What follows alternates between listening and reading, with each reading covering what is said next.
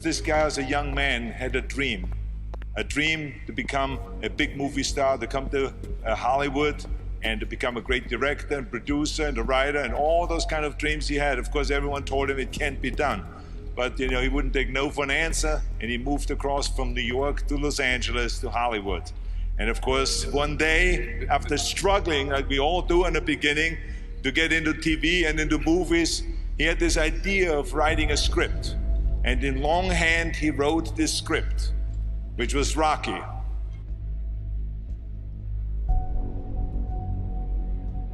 It's all about dreams, and by the way, dreams cost nothing. They're free.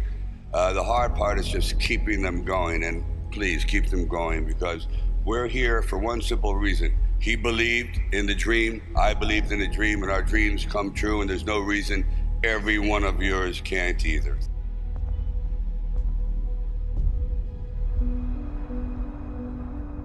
I used to sit in this little apartment, and it was a room. As a matter of fact, the room was so small, I remember I was able to open up the window and close the door while sitting on the bed at the same time. It was like 8 feet by 9 feet. But the one thing about that room, there was really very little distraction. So I would sit there propped up in bed, and I'd go out with my big pen and legal pad and just start writing these stories. And most of them were very, very trivial. But there was something about the process of unrealized dreams. I was always brought back to this subject because I think it's one of the most enduring subjects and one of the most difficult passages for people to accept, that they never were realized in their own lifetime, that they just didn't get that shot.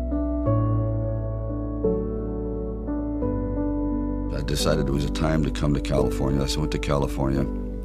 And I moved in the valley, and things weren't going very, very well there. As a matter of fact, I had to go out and try to sell my dog because he was either do that or he just was not going to be very well fed. And then one night, I went to see Muhammad Ali fight. For one brief moment, this supposed stumble bum turned out to be magnificent in the fact that he lasted and knocked the champion down.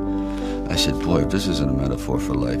His entire life crystallized at that moment. He will be remembered for all eternity, at least among the fight fans. He did something extraordinary. I said, now that is probably what I need as a catalyst for an idea. A man who's going to stand up to life and take one shot and maybe go the distance. So I started to write. And it was one of those writing frenzies. And 3 days later, I came up with the script of Rocky. Now, the script by no means was a finished piece of material. It was probably about 90 pages, and maybe 10% of it remained in the final script, but it was done. I first met Bob Chardoff and Irwin Winkler, and I believe I was there on a casting call. So we're talking a little bit, and I guess I really wasn't right for the acting part. And on the way out, I said, oh, I don't know if it matters, but I do a little bit of writing. He goes, really? He says, yeah, I'm writing this story. I have this thing about wrestlers, and I might do something about boxing. Well, he says, well, bring it around. And I thought, if I hadn't stopped on the way out, that's why I tell all actors or writers, don't give up, keep talking. Eventually you might hit a nerve somewhere and they go, come on back. And if they didn't say, come on back, or bring it later and let's see what you've developed, I wouldn't be sitting here. So I have to give incredible credit to their insight and their patience, and they're willing to take a chance, which it doesn't exist much anymore, unfortunately.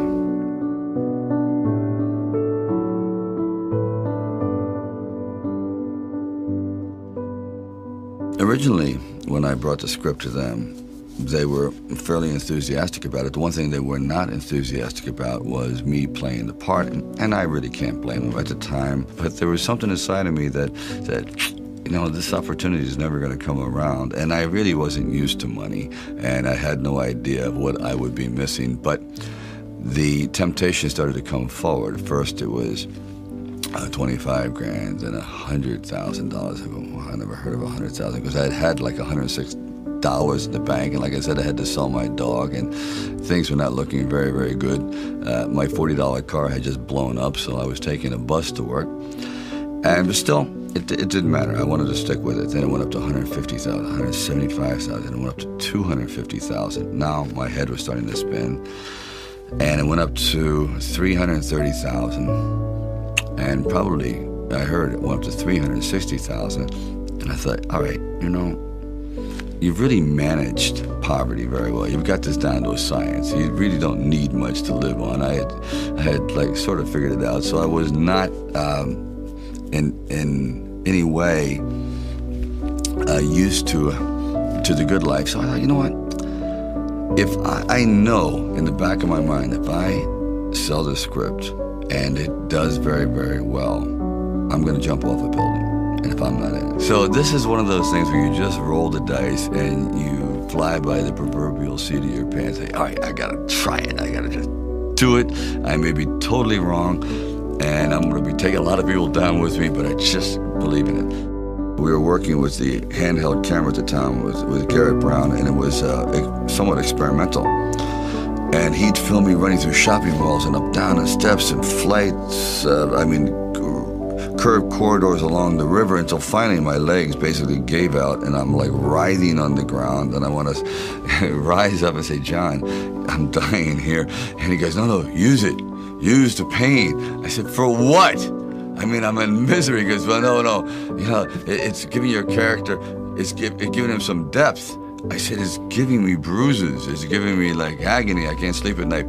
Like the scene where we just jumped down and saw this ship along the dock, docked along the pier, and I said, just jump out, run as fast as you can along the ship, and I'm running and running. I said, you know what, my legs are buckling. I'm literally gonna crash down here. Teeth are gonna go, jaw, face. I'm just gonna be ground down to this flat-faced image. Please. And I just barely made it.